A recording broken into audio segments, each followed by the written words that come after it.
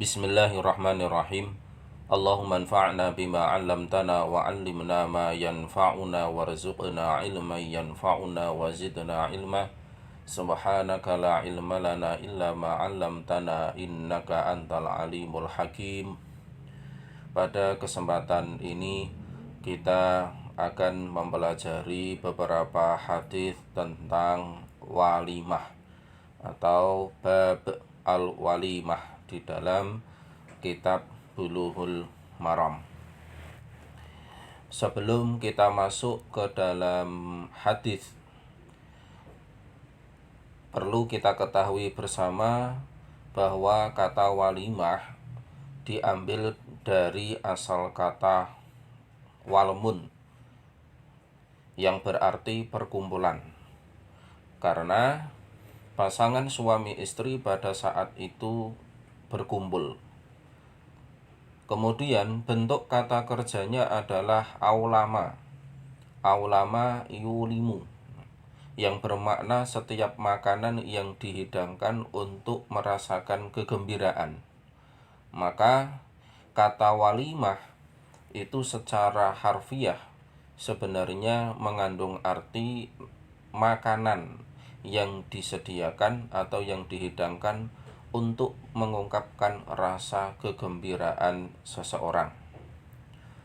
Dengan demikian walimatul urus atau yang kita sebut dengan walimah untuk pernikahan adalah walimah atau makanan yang dihidangkan untuk ungkapan rasa kegembiraan atas terjadinya pernikahan, yang mana dengan pernikahan itu menghalalkan hubungan suami dan istri dan perpindahan status kepemilikan. Ada beberapa hadis di dalam kitab Bulughul Maram yang membahas seputar walimah ini. Sebagaimana yang pertama diriwayatkan an Anasin ibni Malik radhiyallahu anhu anna Nabiyya sallallahu alaihi wasallam ra'a ala Abdurrahman ibn Aufin athara sufratin. Qala ma hadha? Qala ya Rasulullah inni tazawwajtu imra'atan ala wazni nawatin min dhahabin. Faqala Nabi fabarakallahu lak aulim walau bisyatin. Muttafaqun alaih wa lafdhu li Muslim. Yang apabila kita terjemahkan kurang lebih dari sahabat Anas bin Malik radhiyallahu anhu bahwasanya Nabi Shallallahu alaihi wasallam pernah melihat bekas kekuningan pada Abdurrahman ibnu Auf. Lalu beliau bertanya, "Apa ini?" Ia berkata, atau Abdurrahman bin Auf menjawab, "Wahai Rasulullah, sesungguhnya aku telah menikahi seorang perempuan dengan mas kawin senilai 1 biji emas atau 1 keping emas." Beliau pun berkata atau mendoakan, "Semoga Allah memberkahimu, adakanlah walimah walaupun hanya dengan seekor kambing." Muttafaqun alaih, artinya hadis ini diriwayatkan dan disepakati oleh Imam Al-Bukhari dan Imam Muslim, sementara lafadz ini adalah lafadz sebagaimana redaksi yang diriwayatkan oleh Imam Muslim. Perlu kita cermati di situ tadi ada kata athara sufratin yang berarti kekuning-kuningan atau bekas kekuning-kuningan.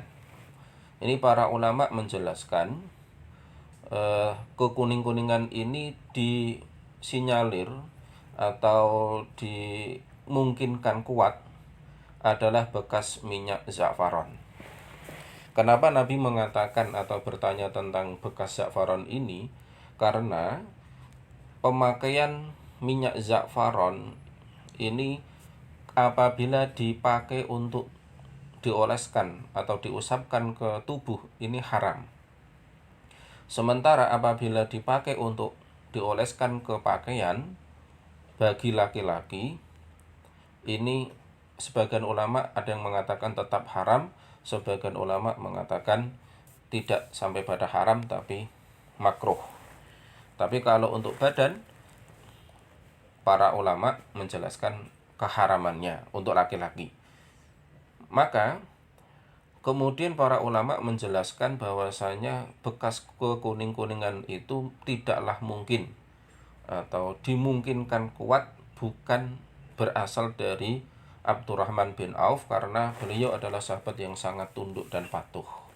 Maka dimungkinkan kuat itu bukan berasal dari Abdurrahman bin Auf, tapi berasal dari istri Abdurrahman bin Auf, ketika dimana Abdurrahman bin Auf ini berkumpul bersama dengan istrinya, sehingga ketika istrinya menggunakan atau memakai minyak za'faron, dimungkinkan kuat minyak itu sedikit atau banyak menempel pada baju yang dikenakan oleh Abdurrahman bin Auf. Maka Rasulullah bertanya, ini apa? Karena penekanannya adalah sebenarnya tidak boleh, semestinya tidak seperti ini seorang laki-laki memakai minyak. Maka kemudian dijawab oleh Abdurrahman bin Auf, ya Rasulullah, saya ini baru saja menikahi seorang wanita. Maka kemudian kata Nabi, fabarakallahu lak. Ini doa. Barakallahu lak. Semoga Allah memberkahimu. Ini menunjukkan bahwasanya setiap ada orang yang menikah, siapapun yang mendengar berita atas pernikahan orang lain, ini ikut serta dalam mendoakan minimalnya. Kemudian kata Nabi, aulim walau bisyatin, ini perintah, dan hukum asal perintah itu adalah harus dikerjakan. Maka kemudian para ulama mengambil sebuah kesimpulan bahwasanya mengadakan walimah ini merupakan sebuah kewajiban, meskipun dengan hidangan yang ala kadarnya. Jadi wajibnya adalah mengadakan walimah, sementara hidangannya ini tidak dibatasi, artinya tidak ada ketentuan khusus, meskipun Nabi mengatakan walau bisyatin, walaupun hanya dengan hidangan seekor kambing. Ini minimalisnya, karena pada konteks pada saat itu Abdurrahman bin Auf itu terkenal sebagai sahabat yang sangat kaya raya. Maka walaupun hanya sekedar satu ekor kambing itu sangat kecil bagi Abdurrahman bin Auf. Ini menunjukkan bahwa walimah itu sangat penting.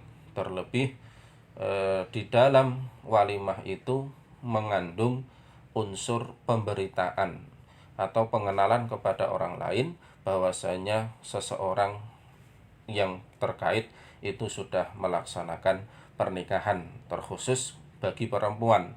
Karena apabila sudah menikah, maka kemudian ia tidak boleh dikhitbah oleh siapapun. Ini penekanannya kenapa walimah itu ada penekanan perlu atau bahkan bisa dikatakan wajib, meskipun para ulama Syafi'iyah mengatakan fardu kifayah. Kemudian hadis yang kedua, an Ibnu Umar qala Rasulullah sallallahu alaihi wasallam, idza tu'iya ahadukum ilal walimati falyatiha. Muttafaqun alaih.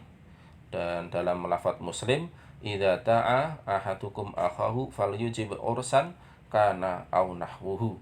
Dari Ibnu Umar, dia berkata, Rasulullah bersabda, apabila salah seorang di antara kalian diundang untuk menghadiri walimah, hendaknya ia menghadirinya. Hadis rawahu Bukhari Muslim atau muttafaqun alaih. Menurut riwayat Muslim, apabila salah seorang di antara kalian mengundang saudaranya, hendaklah ia memenuhi undangan tersebut, baik itu undangan walimah maupun bukan walimah. Kemudian hadis tentang walimah selanjutnya dari sahabat Abu Hurairah, syarrut ta'ami, Nabi bersabda, syarrut ta'ami ta'amul walimah, yumna'uha man ya'tiha wa yud'a ilaiha man ya'baha wa man lam yujib ad-da'wata faqad asallahu wa rasulahu, akhrajahu Muslim. Dari Abu Hurairah, dia berkata Rasulullah sallallahu alaihi wasallam bersabda, seburuk-buruk makanan ialah makanan walimah. Orang fakir yang selayaknya datang malah tidak diundang, sementara orang kaya yang enggan datang malah diundang. siapa saja yang tidak memenuhi undangan tersebut, ia telah durhaka kepada Allah dan Rasulnya. Saya bacakan terlebih dahulu karena ada keterkaitan antara hadis kedua, 3, 4, dan 5. Yang keempat, dari Abu Hurairah juga, Nabi bersabda, "Idza tu'iya ahadukum falyujib, fa in kana sha'iman falyusalli, wa in kana muftiran falyut'am." Atau falyut'im. Dari Abu Hurairah, dia berkata, Rasulullah Shallallahu Alaihi Wasallam bersabda, apabila salah seorang di antara kalian diundang, hendaklah ia memenuhi undangan tersebut.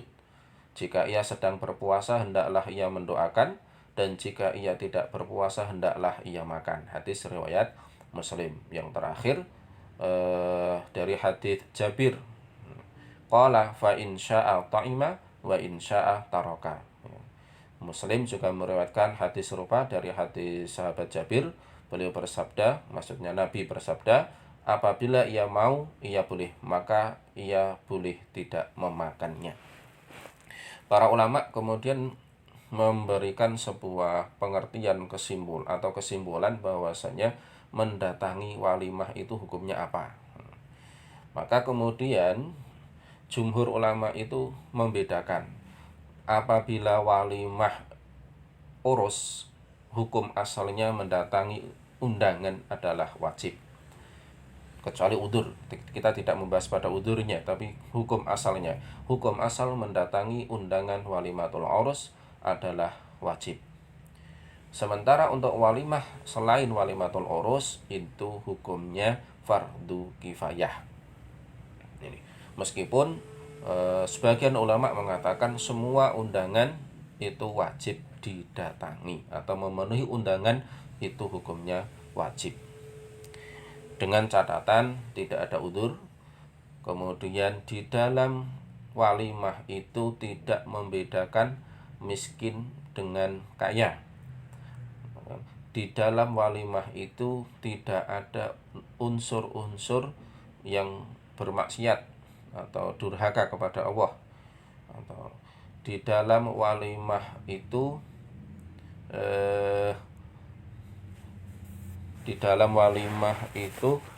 tidak ada hal-hal yang syubhat.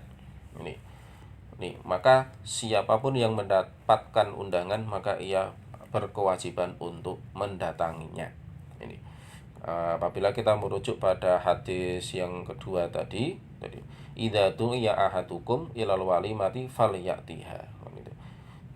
Ini karena siapapun yang tidak mendatangi walimah, maka dikatakan faqad asallaha wa rasulahu. Dia telah bermaksiat atau durhaka kepada Allah maupun kepada Rasulullah Shallallahu Alaihi Wasallam.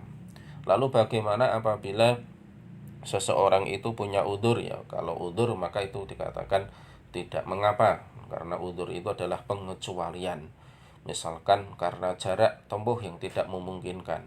Tapi untuk saat ini, setidaknya ketika kita tidak bisa mendatangi undangan, maka kita bisa memberikan kabar, atau paling tidak kita bisa tetap mengucapkan selamat kepada orang yang sedang mengadakan walimatul urus, sehingga meskipun kita secara jasad, secara zahir tidak bisa mendatangi, tapi hakikat daripada mendatangi itu adalah mendoakan, menyaksikan, maka kita sudah bisa mendoakan dan menyaksikan dari jarak yang jauh. Ini keuntungan atau nilai positif dari kemajuan teknologi yang ada. Ini. Tapi bagaimana kalau kita datang tapi kita sedang berpuasa? Misalkan ini di hadis yang keempat, kan? Fa in kana shaiman falyusalli. Apabila sedang berpuasa, maka sholatlah. Yang dimaksud sholat di sini adalah mendoakan saja. Meskipun di dalam beberapa keterangan dijelaskan kita harus peka, kan itu. Kita harus peka dengan keadaan orang yang mengundang. Sekiranya puasa kita itu adalah puasa yang bersifat rutin, sehingga orang lain itu sudah tahu bahwasanya kita sedang puasa, dan orang yang mengundang itu tidak akan tersakiti atau tidak sakit hati apabila kita tidak mengambil sebagian makanan yang dihidangkan karena kita puasa, maka ya cukuplah kita tetap melanjutkan puasa, Cukup kita hanya sekedar mendoakan datang, itu sudah menjadi hal yang sudah bagus atau sesuai dengan harapan orang yang mengundang. Akan tetapi apabila puasa di sini adalah puasa yang tidak bersifat rutin, atau hanya kebetulan kita sedang puasa yang suka-suka saja, dan secara penilaian kita atau anggapan kita, zon kita, penyana kita, bahwasanya orang yang mengundang ini apabila kita tidak memakan hidangannya akan sakit hati, maka para ulama berpendapat lebih baik puasanya dibatalkan, kemudian kita mendatangi undangan dan mengambil hidangan yang telah disediakan dalam rangka untuk idkhalus surur atau membahagiakan orang lain. Ini penting. Wa in kana muftiran falyut'im atau falyut'am. Tapi kalau sedang tidak puasa, maka ya ambillah secukupnya. Maka di dalam beberapa hadis yang terusannya itu, di antara cara kita mengambil makanan itu ya secukupnya, kemudian yang terdekat dengan kita, atau cuman ini nanti juga disesuaikan dengan nilai-nilai kecakapan dan keluasan masing-masing daerah. Karena kalau kita saklek yang terdekat ini juga belum bisa kita terapkan dalam konteks modern, karena kadang sistem hidangan yang ada di zaman era modern itu kadang dengan prasmanan atau standing party, sehingga setiap orang punya kebebasan untuk mengambil yang dihidangkan dari arah manapun, sehingga intinya adalah seperlunya saja dan secukupnya saja, makan tidak berlebihan. Karena ada hadis lain itu, yang pertama itu adalah nikmat, yang kedua itu juga masih nikmat, tapi yang ketiga ini namanya sum'ah, ya artinya sudah berlebihan. Maka meskipun ya apa yang dihidangkan itu halal bagi orang yang diundang, akan tetapi juga harus memperhatikan nilai-nilai kepantasan, nilai-nilai keluasan dan kecakapan, tidak berlebihan di dalam mengambil walimah atau mengambil hidangan yang sudah diberikan yang diberikan oleh tuan rumah atau orang yang mengundang. Ini adalah beberapa hadis tentang walimah. Intinya atau kesimpulannya adalah walimah itu wajib, ya kan? Sebagian ulama fardu kifayah, tapi tetap pada fardu kifayah atau wajib atau harus dilakukan karena mengandung unsur pemberitaan suatu kabar, terlebih dalam walimatul urus. Karena kalau walimatul urus atau pernikahan itu terkait dengan hak dan kewajiban, termasuk hal-hal yang dilarang setelah seseorang itu menjalankan akad pernikahan. Maka kenapa para ulama itu untuk walimatul urus itu ada penekanannya untuk wajib datang, berbeda dengan walimah yang lain. Artinya di situ tidak butuh orang yang menyaksikan dalam jumlah yang besar. Kemudian perintah untuk mendoakan kepada orang yang sedang melakukan akad pernikahan. Kemudian walaupun hanya sekedarnya tetap ada hidangan dalam acara walimah apapun, terlebih adalah walimatul urus, dan mendatangi adalah wajib. Yang tidak mendatangi maka berdosa. Apabila sedang puasa, cukuplah dengan mendoakan. Apabila tidak puasa, maka mengambil secukupnya apa yang sudah dihidangkan. Demikian sebagai muqaddimah perkuliahan kita. Wallahul musta'an ila tariqil jinan. Subhanakallah bihamdik, asyhadu an la ilaha illa anta, astaghfiruka wa atubu ilaik. Assalamualaikum warahmatullahi wabarakatuh.